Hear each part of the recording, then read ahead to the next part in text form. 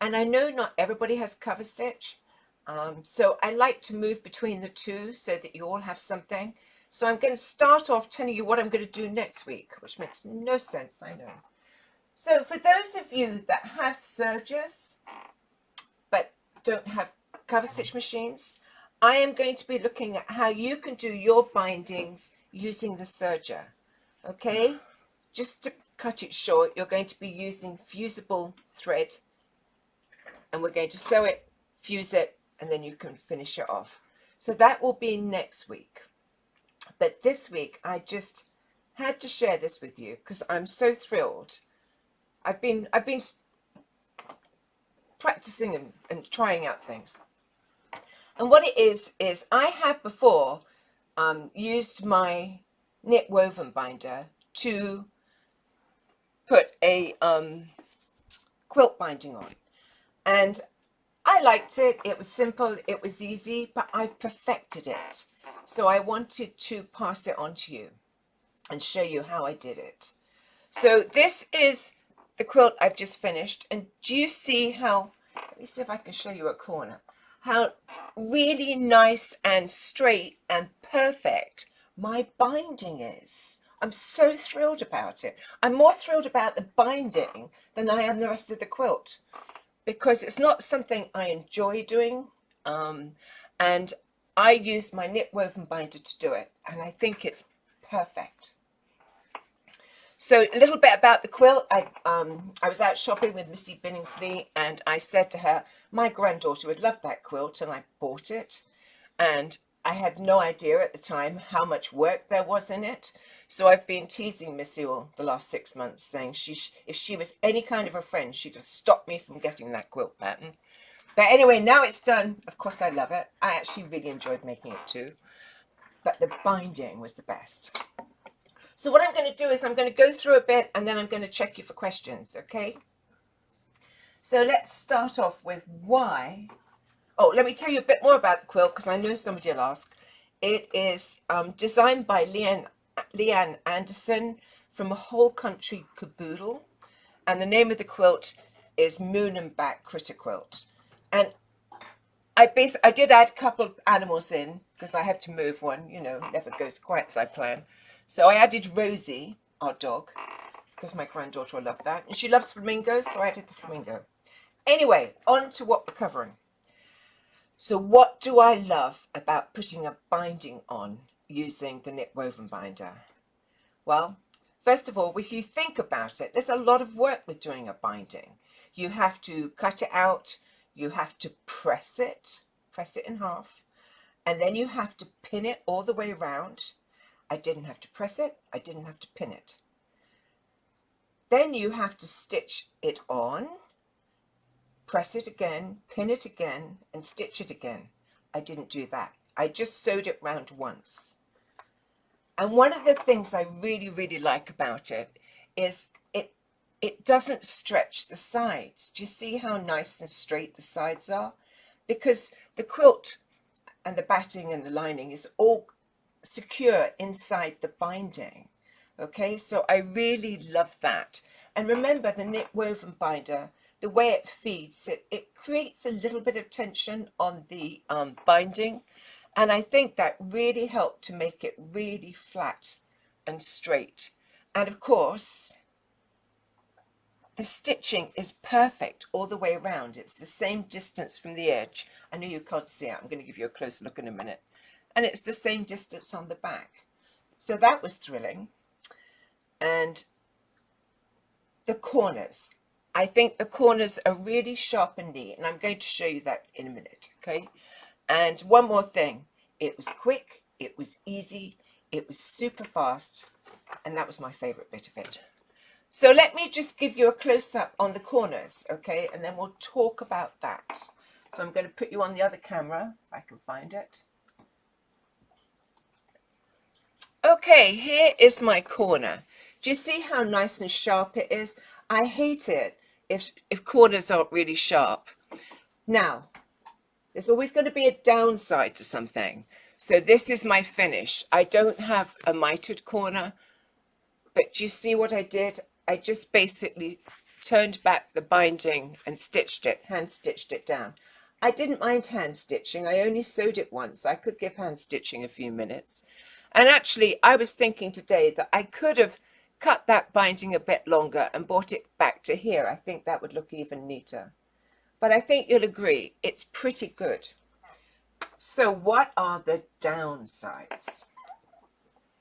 So the downsides, some people like their binding to be double, okay? They like a double fabric over their binding. For me, I think that's a bit stiff, and I'm happy with a single binding. And that's what this is. It's a single piece of fabric, okay? It's folded under on the front and back, but it's still a single piece of fabric going over the edge there. And my very favorite quilter says she likes those bindings, so I'm with her. Now, I'm going to address traditional quilters because I know this is hard for you. Some people feel there is a right way to do something. And if you're a traditional quilter and you feel that way, I totally respect it. But if you're somebody like me that isn't a traditional quilter, and I always say I'm not a quilter, I think it's just brilliant. It's neat, it's tidy, it's fast, it's perfect. So that's what I'm going to show you today. So let's have a look. I'm going to first of all tell you that I used, and it's on my machine, so I'll show it to you in a second. I used the knit woven binder. Now, some of you can use that, some of you can't. Okay, you need chain stitch. This is cover and chain stitch technique. So you need chain stitch. Now, I know a million of you are going to ask me, can I use the knit woven binder on my machine? So I'm just going to cover it briefly, okay? Look at your make of machine. If you have a dedicated cover and chain machine, quite possibly. For the baby locks, yes, your old cover and chain machine, the new Euphoria, the Triumph, the Ovation with a new table. You have to have an alternate table. And I know those of you with the Evolution say, how about me? How about me? No, and I'm just going to pass this through because I have no knowledge of it particularly. But I know there are people out there that have in some way managed to get the knit woven binder onto their Evolution, okay, using duct tape, maybe an extension table. There are extension tables available overseas. And I'm not going to address all that. But if you want to start a thread up on my group, Deb Kind of Surgery Sanity Projects, I'm sure somebody with knowledge or who does it will come up and tell you how they do it. And the reason I can't tell you is because I don't, because I have these bigger machines, so I don't need to. So the knit woven binder is the big binder, okay? I'm going to turn you around in a minute. Don't get it confused with this one, which has the same name, double fold bias binder. But you'll note it doesn't have knit woven in front of it. It's a smaller binder, and actually it's a different size, because what I'm going to tell you is that to do this I use the knit woven double fold bias binder, size 15mm. That's the largest one they do, okay? And I'm now going to turn you around and show you it on my machine. I just had to move my camera so it might not be exactly where we want it, but we'll move it. If you get dizzy, look away. So any questions, Richard? Yes. Go on. When are you going to come with a class teaching quilting techniques such as this? Oh, don't make me laugh. I'm not a quilter. But I'm getting into it, you know. I'm getting into it. Such as these you've shown us tonight. This is, honestly, you're going to love it. You're going to, unless you don't have a knit woven binder, you're going to love it.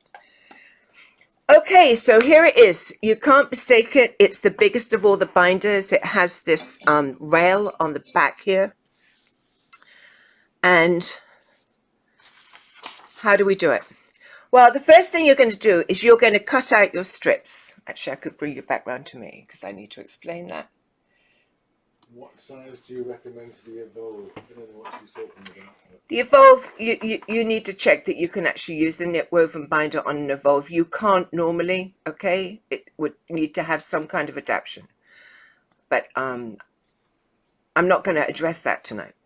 So let's talk about the strips. biggest thing about binders is getting the right size strip.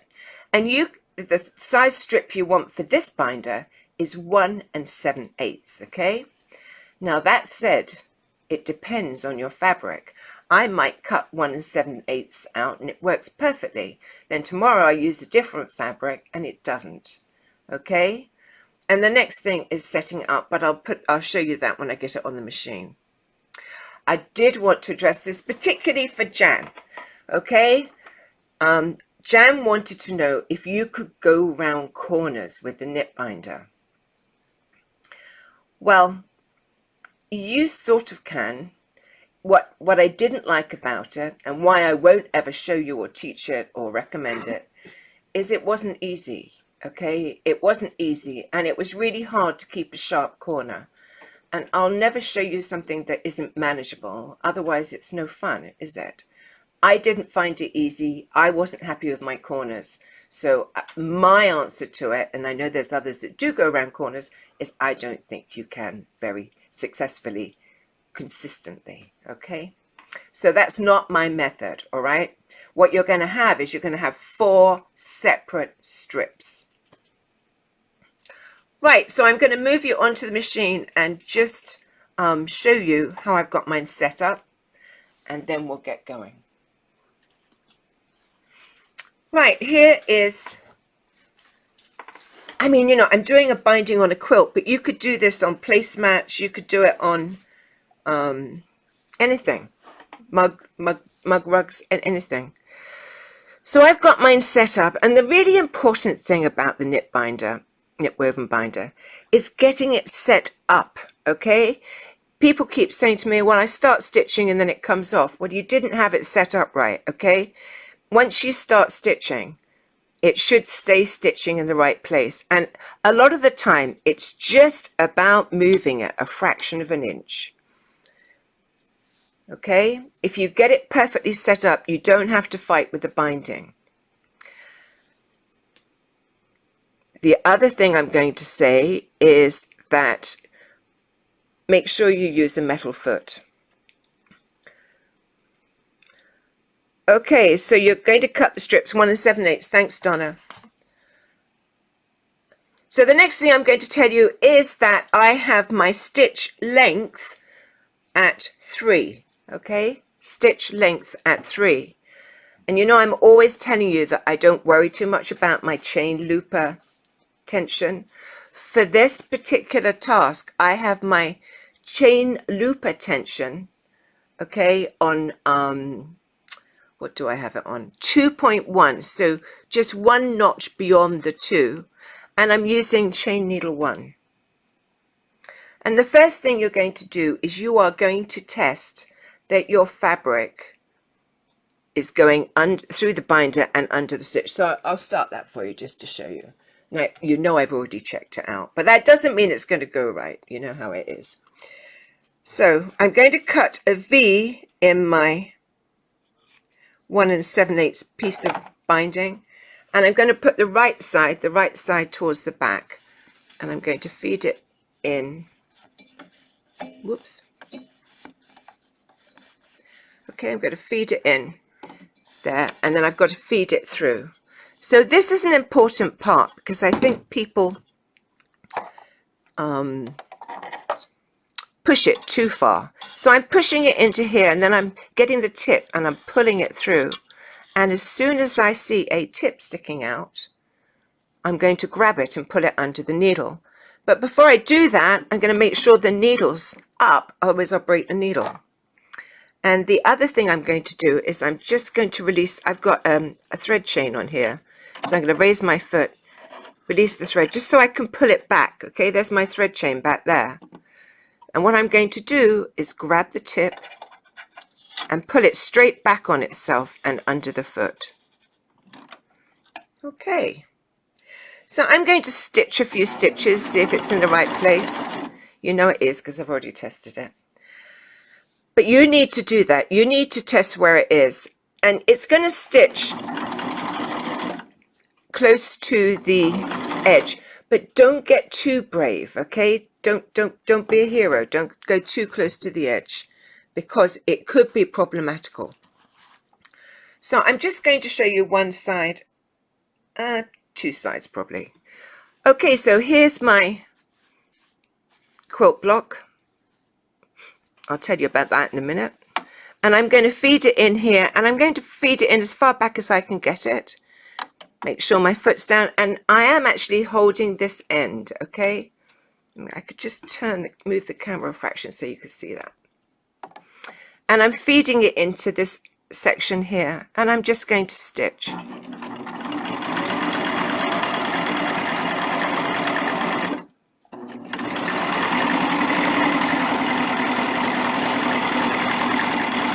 And I'm going to stitch off, of course, you know, it's always problematic because you have to get off it anyway. I have to cut the fabric and run it through.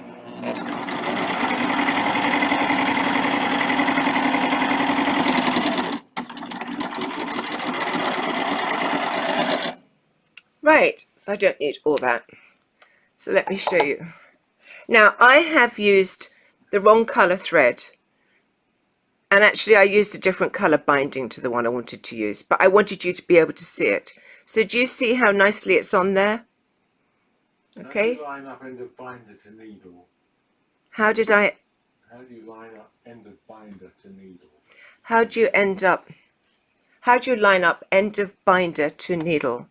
You know, you don't really get the chance to. You have to feed the fabric into here. Okay? So it's not a question of you lining it up. The attachment dictates where you line it. So that's one side. And actually, I'm going to now do the other side. So I'm going to put that in. And of course, I'm just doing a 10-inch strip, which is a 10-inch block, which of course is super easy. So I'm going to show you how I did it with my big one as well, because I know that you're not just going to bind 10-inch blocks. So wrong side of fabric towards you, going to feed it in again.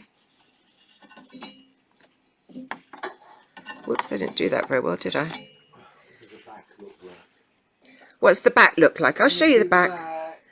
I'll show you the back. See the back. I will do that as soon as I've got this in here. Jumping ahead, aren't they? Always ahead, yes. Jumping ahead. So here is the back. Do you see how nice that is? All my stitching's the same distance from the edge. Okay, so there's the front and there's the back. So now I'm going to do this side. So I'm just going to feed that binding back through again.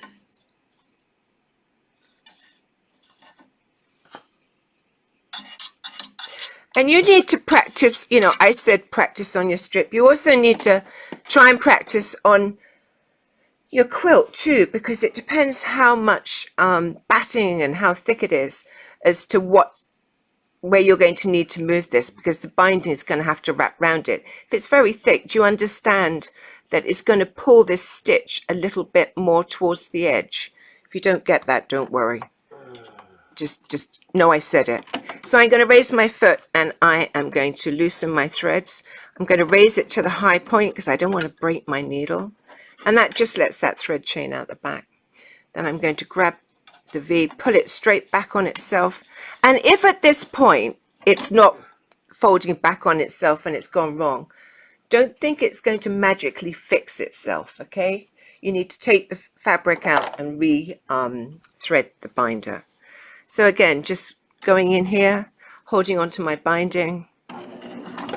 Actually, I do just want a little bit of a strip that's sewn, okay? I should have said that. And now I'm putting my block in.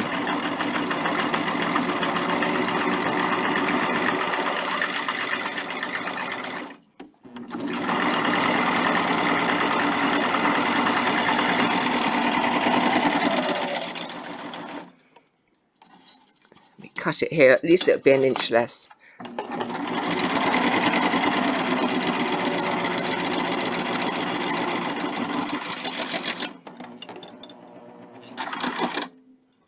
Right, so what I'm going to do now is I'm going to, any questions, Richard? Yes. Some questions, let me answer those before I go on. Tell us again what stitch that you are using on the machine.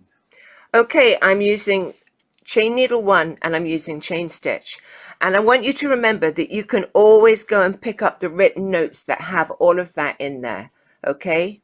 So they will be in Deb Canham's Surge of Sanity projects in my files section.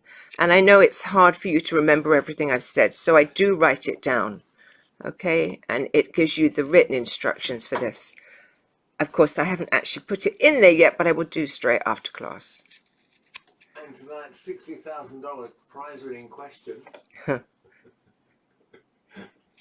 what's the little white covered screws called that you attach the attachments to the bed to? These come with the machine, not with the binder. They come with the machine. They're your regular spots.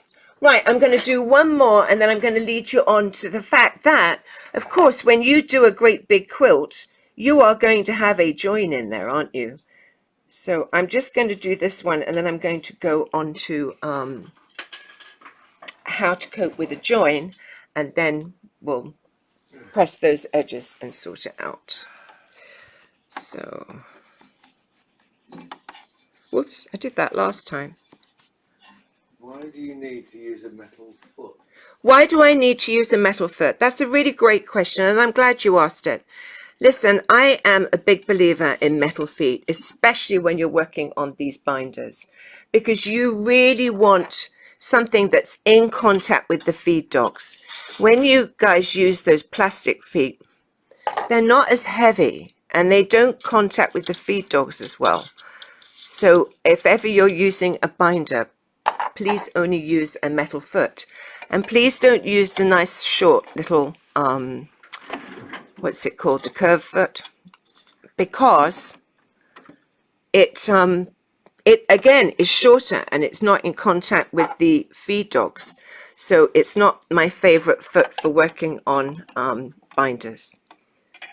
So I'm going to pull that back. Did you see how I suddenly realized I hadn't moved my chain back? I'm going to grab the tip and pull it straight back. If it looks funny, it's my left hand. But I am all right with my left hand. I'm better than I used to be from doing this, I think. Right, so again, stitch a bit because you need to have some binding.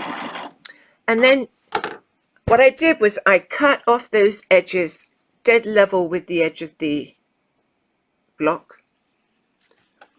And then what I'm going to do is, again, just put it in, hold the end and stitch.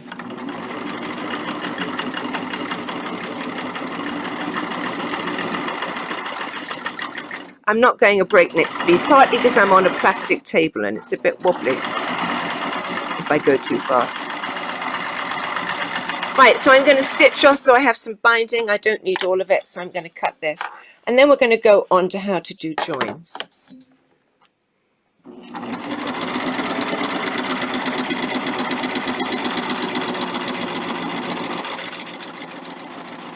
So we have 3 sides done. Okay, so looking good, don't you think? I mean, what's not to love about that?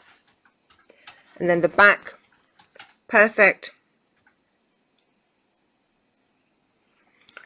Okay, so what about when we do a big quilt and we have a join? So what I'm going to do is move you over to my cutting mat, because, no, pressing mat, I should say.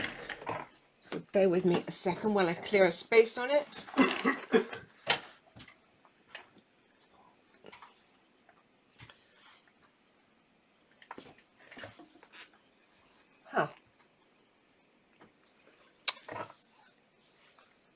So somewhere I have, oh, here we are. So I'm going to move you. Sorry, I didn't move you, did I? I wonder why you weren't with me. Right, so here is my cutting mat. Just make sure my arm's on. So sometimes you have to join, don't you? Because it's not always long enough. There's my join. I need that one for my next demo. I don't want to lose it. So what you're going to do is you are going to sew your 2 sections together. Yeah, I mean, I'm sure all of you know how to do this. I have discovered that if you sew it the other way, it isn't right. You end up with a rectangle. But sewing it that direction, you have a join that you can use. Yeah. So what I say is this: because the binding is under a bit of pressure when it goes through the binder, what I did was I reinforced that end and that end. Okay, so let me show you here. Do you see how I've reinforced it both ends? And what I'm going to do, or what I'm going to show you, I'm not actually going to do it, is I'm going to cut it and then I'm going to press it open. Well, actually, I'm going to press it closed first. Then I'm going to press it open. Okay, and then I'm going to take, this is this 1/4 inch sticky tape, and I'm going to put that down here on this side, peel that off and stick down those two sides like that, because it's just going to give the binder less aggravation. Now, why would I do that? Well, I'm never going to tell you about something and not tell you where I had a problem. So on one side of my quilt, when I was sewing this, I obviously hadn't secured the stitches very well. So as it went through the binder, those stitches opened up. So since then, I've made sure I reinforce both ends, okay? So what I'm going to do is I'm going to put this piece in, and we are going to sew that to the remaining piece, because realistically, you will more than likely have a join. And, you know, I've got to tell you that I didn't have, there was only that one piece I had problems with. But I've got to make sure I do it so that the join actually gets on the 10-inch block because it's so small. Right.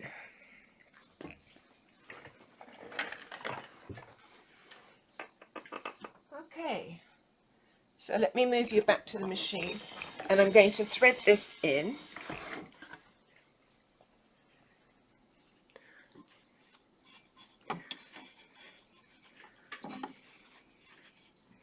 You have to make sure it's not all screwed up like I just did it. Oh, and the wrong way around. Terrible, terrible. At least I noticed before I sewed it. Right, so feeding that in. And really this doesn't give you any trouble. I just want to make sure I cover something that might give you trouble. So moving it down, making sure that my needle's up. It is, my foot's up. And what I'm going to do is release that thread and just pull back on it. Get that chain stitch out the way. And then I'm going to grab the point, put it back under the foot. And I'm going to have to sew 1 inch at least. See how my thing is feeding through? It's behaving at the moment. Okay, so did I sew enough? Yes, I think so. So what I'm going to do is I'm going to put that in. And I'm just going to feel, if it stops stitching or if there's a problem. And if that happens, I might put my needle down, just give it a little bit of a pull on the back or something.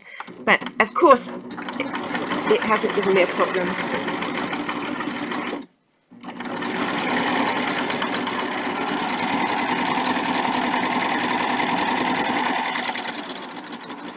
Right, so what to do next? Okay, so looking pretty good, don't you think? Now this is what I've learned. You really, really need to keep these binding sections. Oh, I missed that binding there. Oh. Okay, well, I've got an option. Oh, that was the one I just sewed on too. Okay, well, what I'm going to do is I'm going to leave it like that because actually I'm going to sew over it, okay? So I obviously didn't feed it in as well as I should have done. So what I'm going to do is I am going to reduce all of these down to about 1 inch.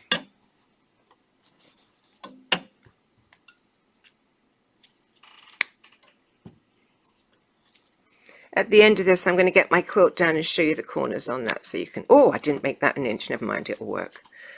And then this one where I didn't catch it well. And if I was doing this normally, what I would do is I would undo that and just redo it, you know? I mean, sometimes things go wrong. I would just redo it, but I think I can get away with it for this sample.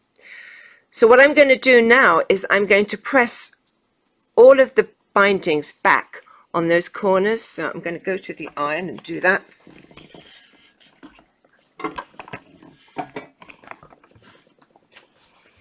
Okay, so what I'm going to do first is I'm going to press it flat first.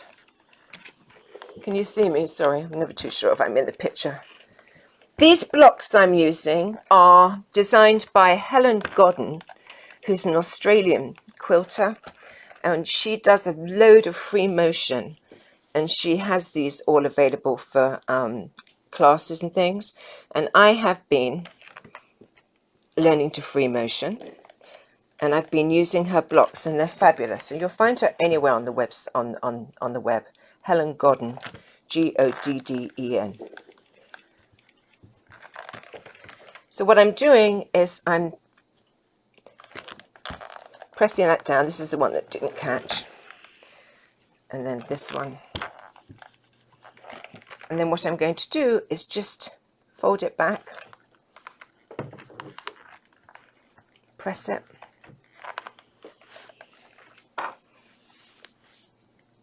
I did press that one. I'm going to press it again, just in case. And you know, I would use a clapper on these to get a really good press.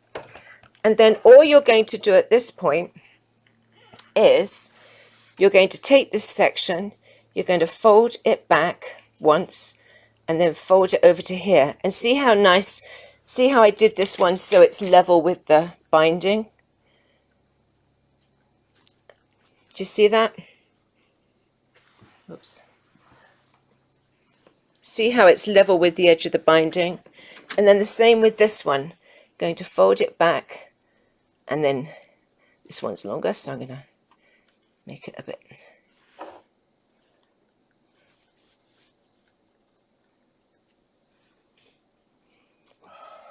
Going to fold that back.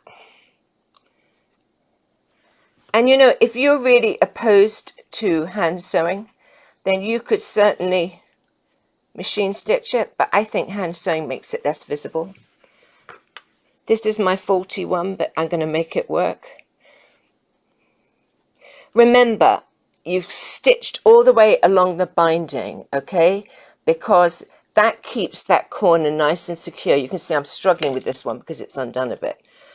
But when I did it before, I tried to tuck these back under themselves, and I undid the stitching, and what that did was it destabilized that corner, and it's just much easier to do it the way I'm doing it.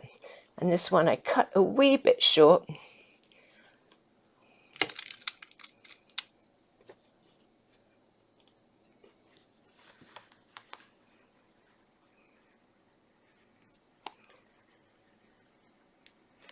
There. Of course they're pinned, but don't you think those are beautiful corners? Yeah.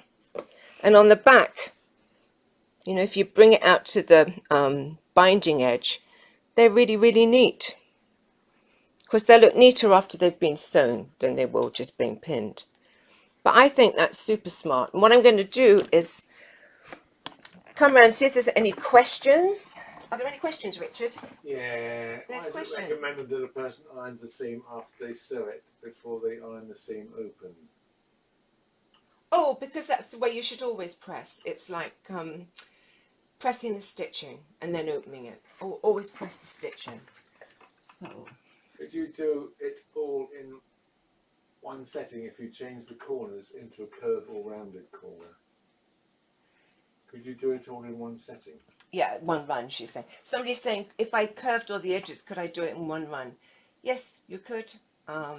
Make sure they're not too tight a curves, although this binder does do a tight curve. But yes, you certainly could. Is that binding woven or knit? I'm using a woven, all woven, because my quilt's all woven. Which foot do you use when you use the binder? I have a problem with the strip staying in place as I bind. Somebody said they're having trouble with the binder. Which foot do we use? Can I suggest that you just, it's a fractional move to the left or right. It's to do with how it's set up. I use a metal foot with the binder. I'm using the Euphoria foot here, which is their general foot. But any metal foot will work as long as it's not the curved. Okay. Any other questions? Rama thinks, sorry, but I think I noticed that perhaps the bindings did not catch all of the back. Only at the very beginning of that one that I did, where I did the last one, yes. But you can see now, I pinned it in, and you wouldn't know that. It was only at the very beginning. And that was my error. You know how my demos go. But let me show you my quilt up here, because you won't find any gaps on that. So. Oops. And look, there's a monkey on the top too. So I couldn't show you all of it. So there's the monkey. Okay, so showing you the bindings. Now, as I said to you with this one, I didn't bring the bindings right out to the edge of the binding, which would have given it a better finish. And look, it's all caught underneath. It's all the same distance. Okay, next corner, same story. Okay, all caught, all under the same distance. Again, I would bring that binding out to the edge of the binding rather than, I have mine a bit short there. I did on all of them, but that was something I'd do differently. Next corner, see, all the bindings are caught. Okay, nice corner. And then the last one, nice sharp corner, all the bindings are caught. And again, I would just bring that out. So, any questions? Why can't you have a longer piece of binding and just cut off nearer the back foot? You absolutely could. I think what I was trying to get over was, although I used a small piece, I was thinking in general, if you were using if you were doing a big quilt, you needed to think about doing it in 4 sections, not, you won't get, well, I suppose you could join it, I don't know, whatever works for you. I didn't think of that. I think one for another time. Can you show how the machine is threaded? Yes, that's another class. There's videos on my website that show you that. Yeah. Okay, so what else do I have to tell you? I think, honestly, I'm so thrilled with my binding. It's so perfect. Try it.